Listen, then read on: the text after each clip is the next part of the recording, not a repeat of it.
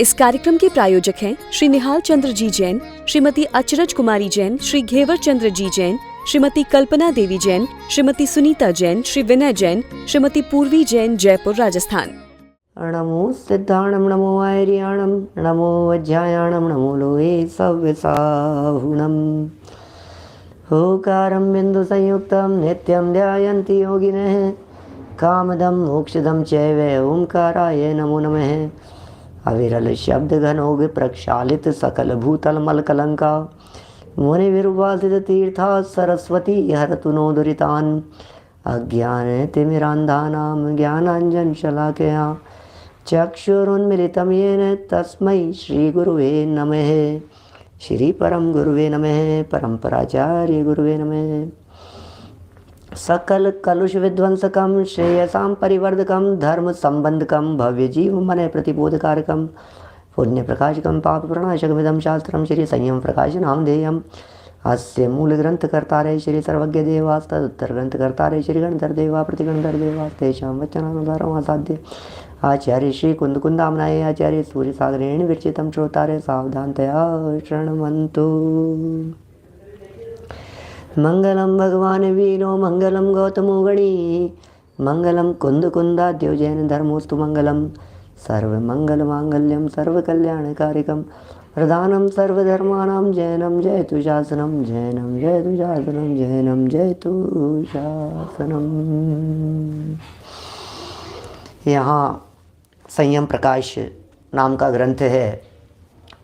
महाराज साहब सूर्य सागर जी द्वारा लिखी गई यह रचना है और इतिहास की चर्चा चल रही थी। जैन इतिहास को यहाँ बता रहे थे। छोटे छोटे से प्रकरण दिए जा रहे हैं। उन प्रकरणों के माध्यम से कुछ न कुछ विषय वस्तु अलग हटके समझाई जा रही है। विविध प्रकार के पंथ उत्पन्न हुए, ये प्रकरण यहाँ चल रहा है। इस प्रकरण में द्राविड़ संघ कब उत्पन्न हुआ, फिर यापनीय संघ, काष्ठा संघ।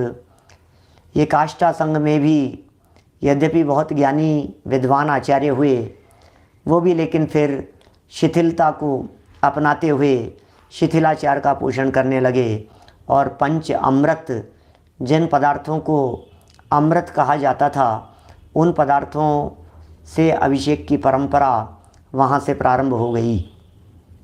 वो जो परंपरा प्रारंभ हुई थी, वो परंपरा कालांतर में एक बहुत वृहद रूप उसने धारण कर लिया और समाज में ऐसी व्याप्त हो गई कि ऐसा लगने लगा कि यह तो बहुत उत्तम कार्य है।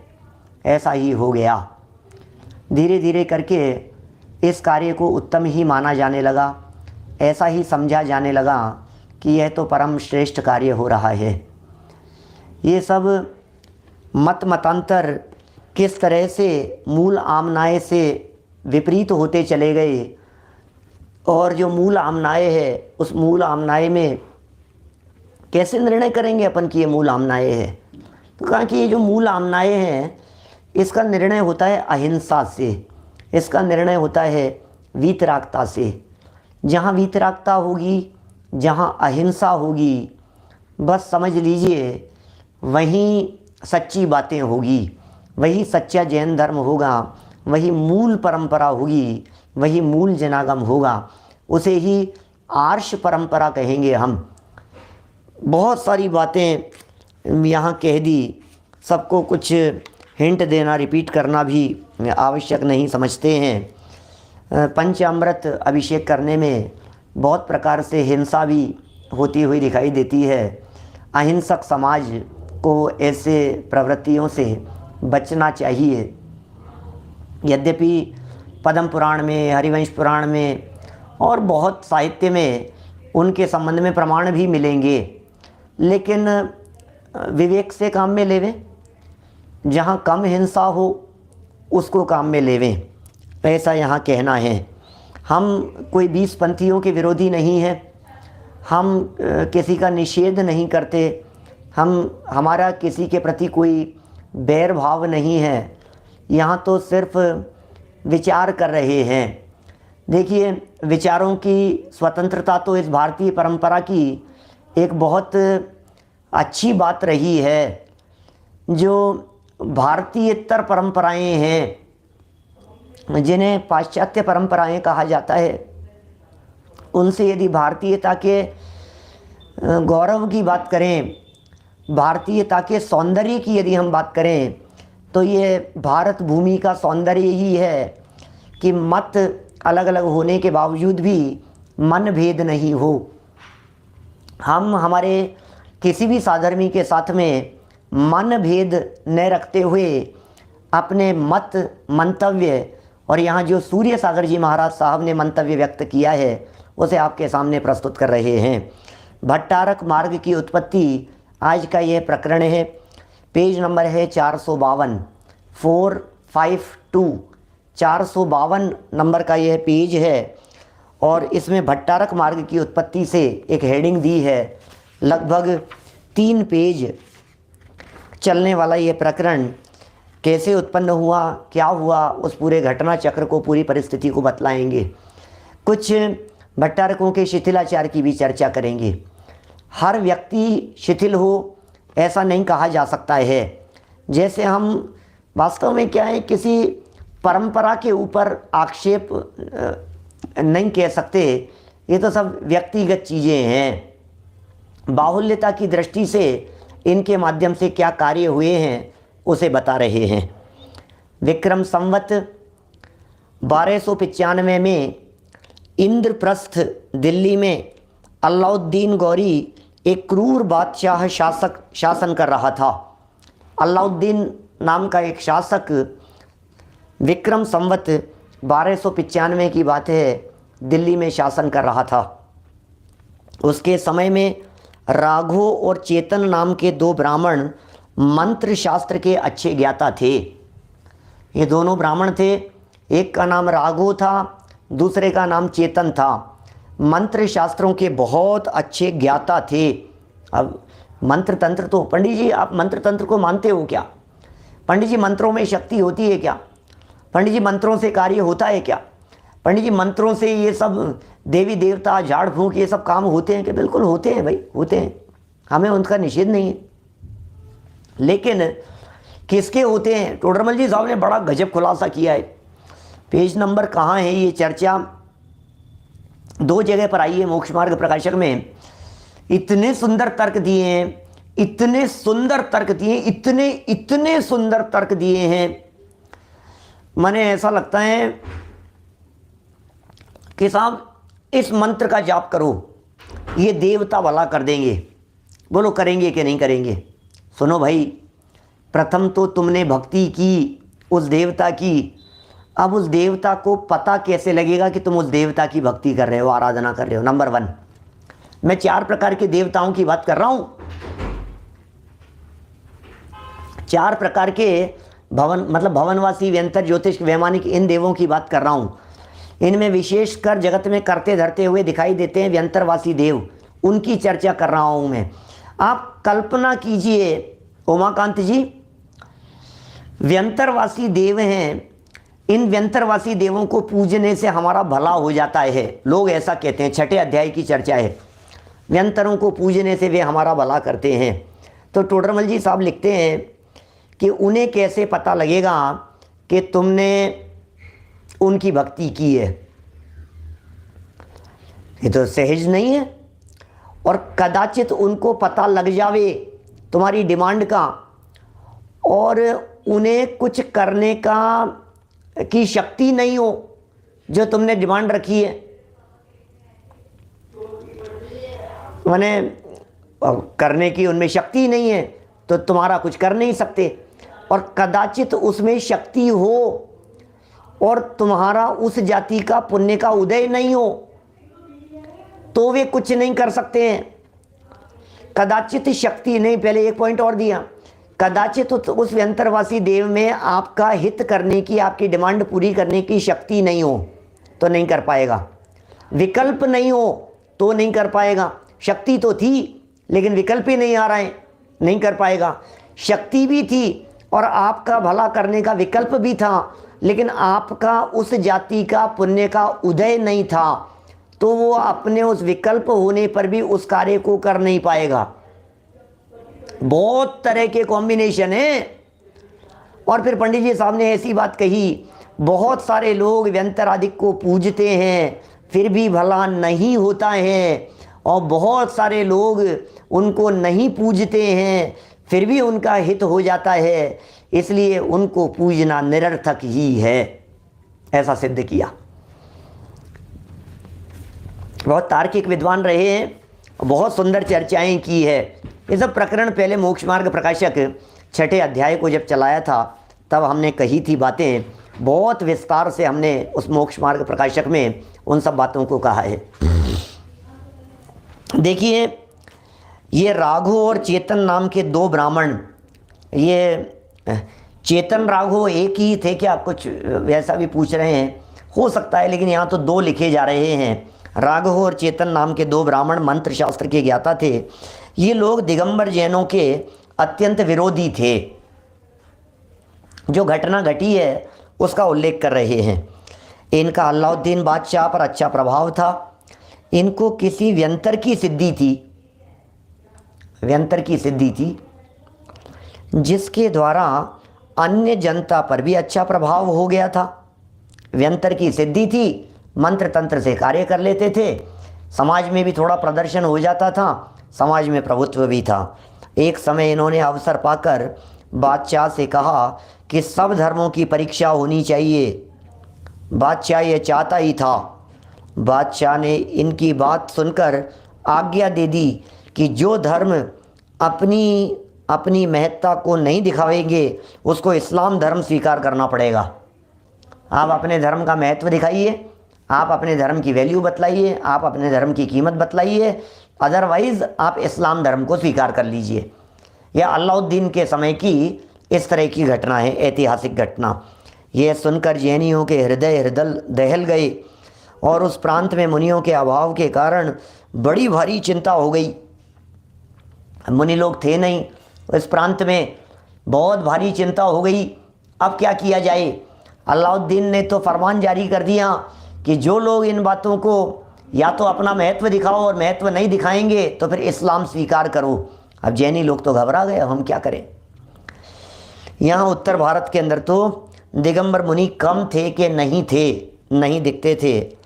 पंचम काल में दक्षिण प्रांत में मुनियों का अस्तित्व रहेगा, ये शास्त्र वाक्य उनको थोड़ी देर बाद याद आ गया और आशा का संचार होने लगा कि मुनियों का सद्भाव तो विशेष रीति से, मुनि धर्म यदि कहीं जिंदा रहेगा, कहीं बचा रहेगा, टिका रहेगा तो दक्षिण भारत में ही टिका रहेगा, दक्षिण भारत में ही दिखाई देंगे सच्चे मुनि। तुरंत ही बादशाह से प्रार्थना की कि हमको आप 6 माह का समय दीजिए, तब हम अपने गुरुओं को बुलाकर जैन का महत्व दिखा सकेंगे।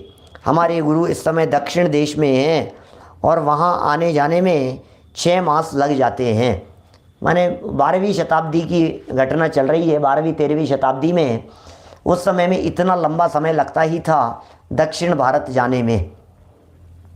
और हमारे मुनिराज तो पद विहारी होते हैं, वाहनों का प्रयोग करते नहीं है, बैलगाड़ियों का, ऊँट गाड़ियों का प्रयोग करते नहीं है। हम लोग यहाँ से दक्षिण भारत जाएंगे, महीना 2 महीना 2-3 4 महीना हमें जाने में लगेगा और 2-4 महीना उनको वहाँ से आने में लगेगा, तो लगभग 6 महीने तो कम से कम मान करके चलिए, इतना समय तो लगेगा। यह सुनकर बादशाह ने अपनी 6 माह की अवधि दे दी। चलो ठीक है, कोई बात नहीं, तुम जाओ, 6 महीने के लिए जाओ। धर्म प्रेमी श्रावक मुनियों की खोज में दक्षिण की ओर चल पड़े और अनेक कष्टों को सहन करते हुए वन, नगर और भयंकर अटवियों को लांघकर जहाँ दिगंबर जैन आचार्य महासेन स्वामी का संग विराजमान था वहाँ पहुँच गए और दर्शन करके धर्म संकट के समाचार कहे। ओहो भाई साहब, क्या कहें, दिल्ली में, उत्तर भारत में अलाउद्दीन वो शासक राजा राज्य कर रहा है और वो सब लोगों को इस्लाम धर्म, इस्लामिक बनाने की बात कर रहा है कि सब इस्लाम वाले हो जाएंगे। ये बात वहाँ आचार्य महासेन से कही। ये धर्म के ऊपर संकट आ गया है, क्या किया जाना चाहिए महाराज, आप ही हमारे संकट को दूर कर सकते हो। स्वामी ने सुनकर अच्छा इतना ही कह दिया। श्रावकों का सारा समय इनकी सेवा में व्यतीत होने लगा। अच्छा कह दिया, अब श्रावक लोग उनकी सेवा शुश्रूषा करने लगे। इस प्रकार समय व्यतीत होने पर बादशाह से हमको 6 माह की अवधि ही मिली है, केवल कल का ही दिन बाकी है, ये कहा। श्रावकों ने कहा महाराज से कि महाराज कल का ही दिन बाकी है, हम तो 6 महीने का समय लेकर के आए हैं। वहाँ दिल्ली में उधर क्या हालत हो रही होगी, वो बादशाह क्या करेगा, 6 महीने पूरे होने वाले हैं महाराज, क्या होगा, हम तो यहीं बैठे हैं, कब जाएंगे, कैसे पहुँचेंगे। इसका स्मरण करने से उनको चिंता हुई और मुनि महाराज के पास जाकर विनय सहित निवेदन किया कि स्वामिन, बादशाह का निर्धारित समय कल तक का ही है। यह सुनकर मुनि महाराज ने उत्तर दिया कि तुम किसी प्रकार की चिंता मत करो, निशंक रहो, चिंता मत करो, निशंक रहो।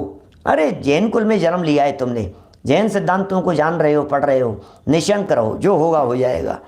कल ही जैन धर्म की अवश्य प्रभावना हो जाएगी। श्री गुरु की ऐसी आज्ञा होने पर सब अपने अपने स्थान पर जाकर सो गए। प्रातःकाल सोकर उठे तो अपने को दिल्ली में ही पाया और स्वामी जी दिल्ली के शमशान में ध्यान में लवलीन मिले। लो, ये कैसी घटना हो सकती है, ये कैसे पॉसिबल है? हुआ, ये बता रहे हैं, ये घटना ऐसा हुआ। कैसे हो गया होगा, क्या हो गया होगा, अब मेरे से प्रश्न मत करना ये कैसे हुआ होगा, ऐसा कैसे संभव है पंडित जी, वहाँ से इधर कैसे आ गए, कैसे हो गए। जो हुआ बतला रहे भैया।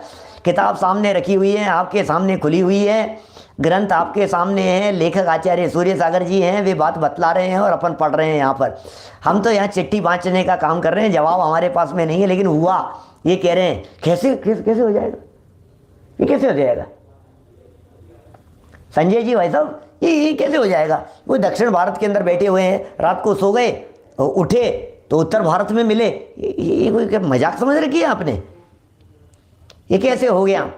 जरूर कुछ न कुछ देवों ने चमत्कार किया होगा, व्यंतरवासी देवों ने चमत्कार किया होगा। विद्या होगी, विद्या से भी इस तरह के कार्य हो सकते हैं, रिद्धियाँ भी हो सकती है, रिद्धियों के प्रयोग भी इस तरह के हो सकते हैं, रिद्धिधारी मुनि होंगे, तभी इतनी दृढ़ता से इस तरह की बात कह दी गई थी और निश्चिंत होकर के सोने की बात कह दी कि तुम तो जाओ। और ये क्या हुआ, दिल्ली में अपने आप को पाया। और जो महाराज थे, नाम क्या था उनका, महासेन, वो महाराज, ये क्या हुआ इन महाराज का? बोले ये शमशान के अंदर ध्यान मग्न दिखाई दिए। आचार्य महासेन स्वामी ये शमशान में बैठे हुए ध्यान कर रहे हैं, ये क्या हो गया? बातें तो अजीब अजब गजब की लगती है हमारे को।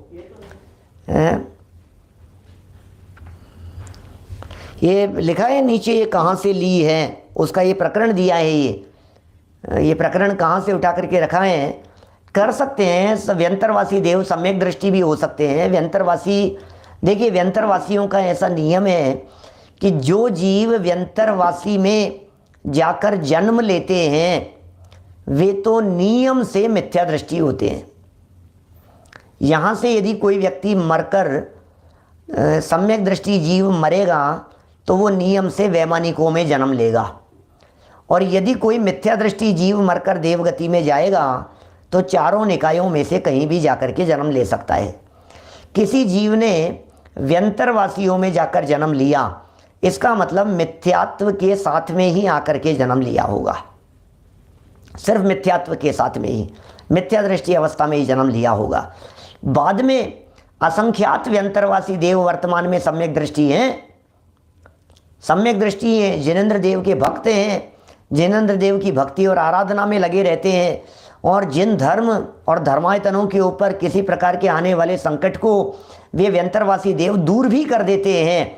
ऐसा सब कुछ है, लेकिन होनी हो वही होगी, जबरदस्ती नहीं होगी, वे कर्ता नहीं हो सकते हैं उस घटना के। देखिए शमशान में ध्यान करते हुए लवलीन दिखाई दिए महासेन नाम के मुनिराज। दिल्ली में एक बड़े प्रसिद्ध सेठ लक्ष्मण दास जी थे, उनके पुत्र का नाम भगवान दास था। रात को भगवान दास अपनी स्त्री सहित महल में सो रहे थे। कौन? भगवान दास सो रहे थे महल में। अचानक सेठानी की चोटी पलंग से नीचे लटक पड़ी और उस चोटी पर होकर एक सर्प पलंग पर चढ़ गया। कैसी कैसी घटनाएं घट जाती हैं? इतिहास है ये तो घटनाएं बतला रहे हैं। चोटी लटक गई पलंग से नीचे, भगवान दास जी की सेठानी, और चोटी नीचे लटक गई और चोटी से सांप ऊपर चढ़ गया। चढ़ सकता है चोटी से सांप, उसमें तो कोई अनहोनी जैसी तो है नहीं। उसने सेठ के पुत्र को काट लिया और वह मर गया। उसके मरने पर तमाम दिल्ली में हाहाकार मच गया। दिल्ली में हाहाकार मच गया, अरे सेठ जी का बच्चा मर गया, सेठ जी के बच्चे को सर्प ने काट लिया, सेठ जी के बच्चे को सर्प ने काट लिया। जिस शमशान में मुनिराज ध्यान लगा रहे थे, कौन से मुनिराज? महासेन मुनिराज। कहाँ से आए थे? दक्षिण भारत से आए थे। जादू से आ गए थे, चमत्कार से आ गए थे, रिद्धि के प्रभाव से आ गए थे, देवों के सहयोग से आ गए थे। उत्तर भारत में शमशान में बैठ कर के ध्यान कर रहे थे। उसी शमशान में वह सेठ का लड़का जलाने के लिए लाया गया। फिर और चिता बनाई गई। मुनिराज ने नगरवासियों से सेठ के यह समाचार मालूम करके उनको कहा कि यह सेठ का पुत्र तो जीवित है। अब मुनिराज क्या कह रहे हैं? सेठ का पुत्र तो जीवित है। लोगों ने दौड़कर देखा तो उसको जीवित पाया। इस प्रकार के वृत्तांत से लोग आश्चर्य में पड़ गए और शहर में हल्ला मच गया। जनता दर्शनार्थ आने लगी और थोड़ी देर बाद हजारों आदमी वहां पर आ गए। जैन धर्म की प्रभावना होने लगी। कुछ अजीबोगरीब सी बातें नहीं लग रही है अपने को, आश्चर्यजनक बातें नहीं लग रही है, जो है सो है। अब क्या करें, घटना तो घटना है। प्रथमानुयोग जैसी कथा जानना चाहिए। महाराज ने कुछ कर दिया हो ऐसा भी नहीं है, कुछ व्यंतरों का काम होगा, कुछ होगा, जैसा भी रहा होगा। घटना तो घटी इस प्रकार की। मरा ही नहीं होगा कि साहब वो मर गया तो जिंदा कैसे हो गया होगा? मरा ही नहीं होगा। एक बार यदि मर जावे तो फिर किसी व्यंतर की ताकत नहीं है, किसी रिद्धिधारी की ताकत नहीं है कि उसे जिंदा कर सके। हो सकता है ये जैन धर्म की प्रभावना, प्रभाव और चमत्कार दिखाने की दृष्टि से ये सब कार्य व्यंतरवासी देव के माध्यम से किए गए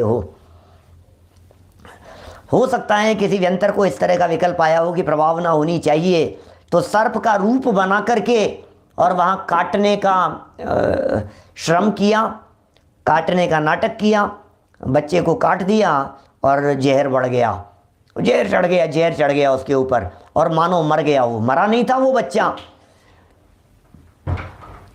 आयु शेष थी उसकी।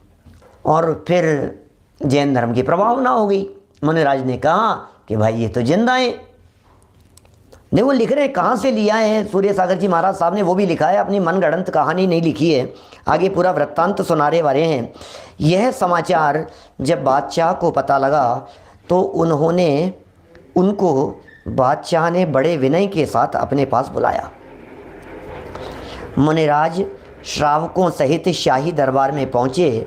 उस समय दरबार में राघव और चेतन दोनों ब्राह्मणों ने मुनिराज को देखकर कहा कि आपने अपने कमंडल में मछलियां क्यों पकड़ रखी है?